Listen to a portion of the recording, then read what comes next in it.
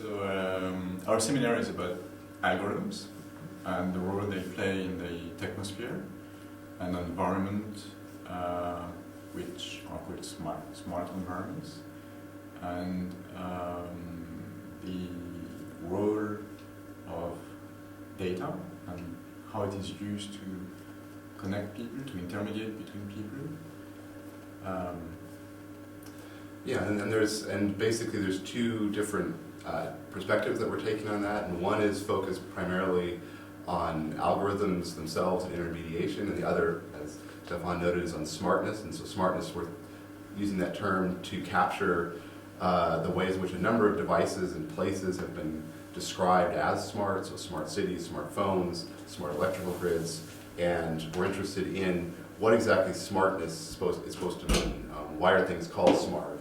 Part of what links those two aspects of the seminar, the algorithmic intermediation and smartness, is the notion that somehow this approach of smartness will provide an ecologically viable mode of the technosphere. Now, I think that in the seminar probably there will be questions about whether or not things that are purportedly smart do in fact do that, but that is one of the aspirations of this kind of technology. Yeah, so we'll begin the seminar with a discussion of the different concepts that are important for the seminar, but the majority of the seminar will actually be dedicated to having groups of participants create what we've called either disaster apps or evil apps, so in which the group thinks about some infrastructure, could be like an electrical grid, for example, and then they think of an app, something that uses probably smart technology like a smartphone, and tries to figure out how to optimize the worst possible outcome with that app. So as a way of thinking about the nature of the infrastructure, about thinking about the relationship of people, we anticipate that people don't have to build the app, it's just simply they have to outline what it would be, but we anticipate lots of interesting ideas that will come up. I have really no idea what will come up, but we think people will be excited by the idea of creating evil or disaster apps. So that at least is one of the exploratory experimental aspects of the seminar.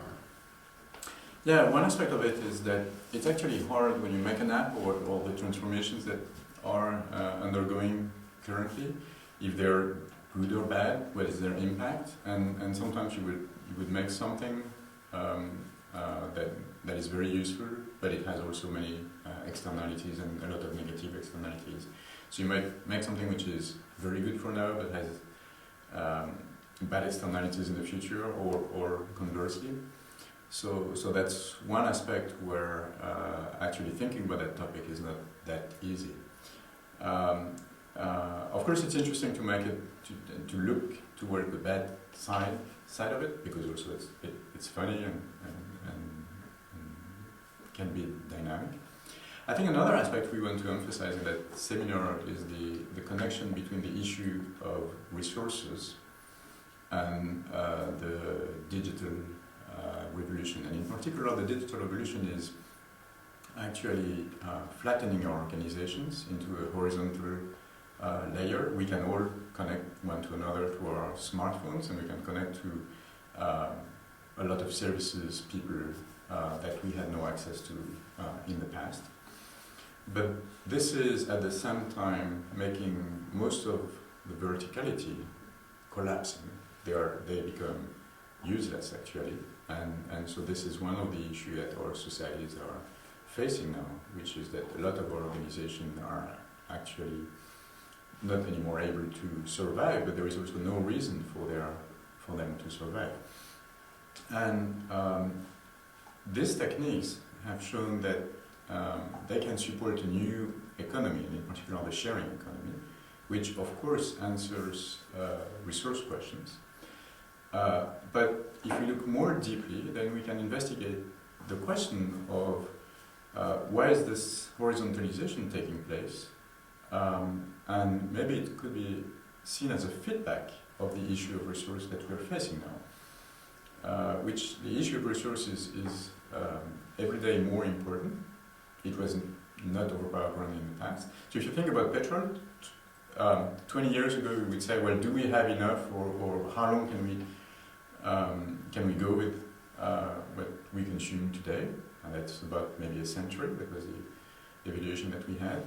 But now we go more into, we should probably leave 80% of what's available in the ground and not use it. So it's a very different perspective of thinking.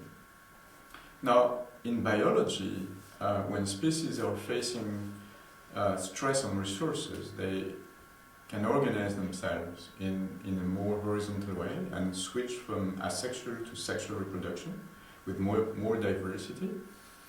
And so the question is, aren't some of the mechanisms of the technosphere resembling mechanisms of the biosphere? So we will also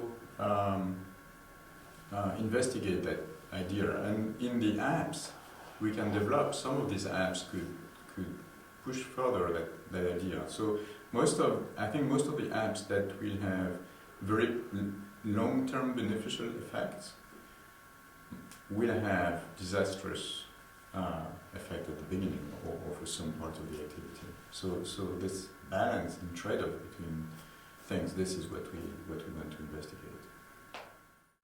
Yeah, I mean, I think both aspects of our seminar are interested in the digital layer of the technosphere, not at the expense of more mechanical aspects of the technosphere, but especially interested in the digital layer of the technosphere.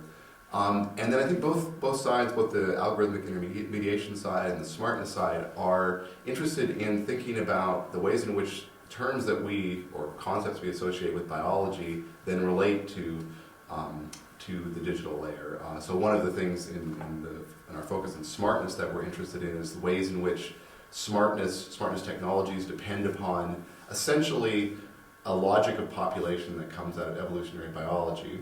Stéphane has just highlighted some of the ways in which thinking about what's going on right now in terms of the flattening, the horizontalization of relations may be an echo or a new development that has already happened in the biological realm in many previous periods. So there's not a confusion, but an interweaving of the biological, the technological, and the digital that runs through our seminar as well. I think the technosphere is an extremely useful tool. There were a lot of discussions about the technospheres in the various seminars, the concept, but I think it's a tool.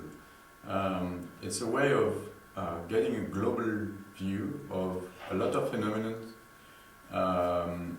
around the Earth, which are related to essentially human activities, and so then you have you see the various aspects as co-evolving and exchanging and having impact on one another, and as a conceptual tool, it is extremely useful. And the digital layer is actually the layer in which the control takes place. And that digital, if there are discussions about when to date the Anthropocene and the emergence of somehow independent technosphere, the digital layer has been developed over the last maybe century, but it has tremendously increased in power in the recent time with the financial digitalization and in starting from the 80s and now with the smartphones and ubiquitous connection of people and things. So that is really controlling completely our activities, our interactions globally, and it gives rise to new types of organizations, new types of societies. A lot of these aspects are discussed now in the public debate. But that is really the tool that helps having a global view of all these transformations.